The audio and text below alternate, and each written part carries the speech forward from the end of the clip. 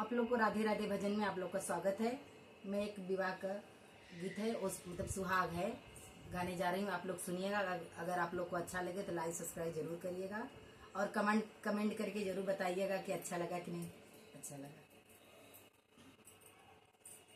इमली का झिने झिने पाती हो जैसे लागे खजूर, इमली का झिना झिना पाती हो जैसे लागे खजूर। तेही में से निकले कुमकुम बेटी हो, उनकर सासुर बड़ी दूर। सेही में से निकले कुमकुम बेटी हो, उनकर सासुर बड़ी दूर। इमली का जिना जिना पतिया हो जैसे लागे खजूर, इमली का जिना जिना पतिया हो जैसे लागे खजूर। तेरी में से निकले कुमकुम बेटी हो, उनकर सासुर बड़े दूर। तेरी में से निकले कवन बेटी हो, उनकर सासुर बड़ी दूर। मम्मी जे गेली खोई चवा हो, खोचा गमकत जाए। मम्मी जे गेली खोई चवा हो, डोली गमकत जा।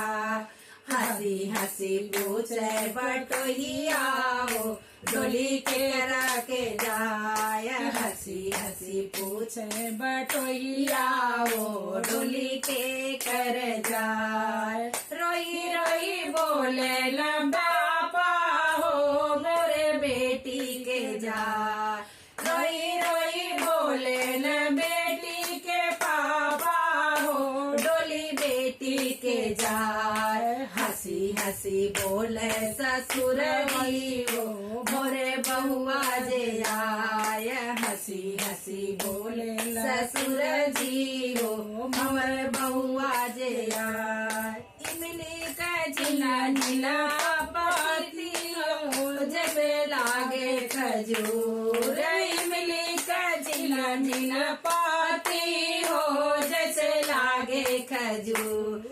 तेरी में से निकले अंकिता बेटी हो, बेटी का सासुर बड़ी दूर। तेरी में से निकले अंकिता बेटी हो, बेटी के सासुर बड़ी दूर। चाची दे देली खोई चवा हो, डोली गमकत जाए। चाची दे देली खोई चवा हो, खोई गमकत जा। रैया के पूछे बटोहिया हो, डोली के करा के जाए। रैया के पूछे बटोहिया हो, डोली के करा के जा। रोई रोई बोले न बेटी के चाचा हो, मोरे बेटी के जाए। रोई रोई बोले न बेटी के चाचा हो, मोरे बेटी के जाए।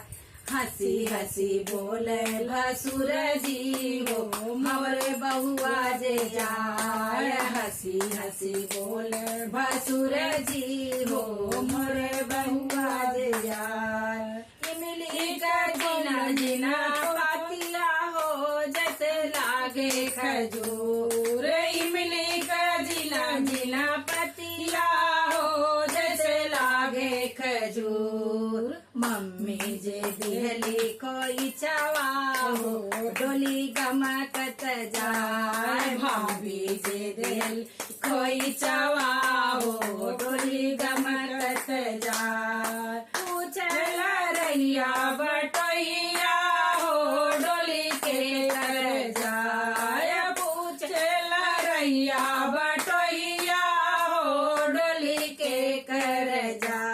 रोई रोई बोले न भैया हो, मोरी बहिना के जाय। रोई रोई बोले न भैया हो, मोरी बहना के जाय। हंसी हंसी बोले ले बरजी हो, हमर भाभी जे आय। हंसी हंसी बोले ले बरजी हो, हमर भाभी जे आय।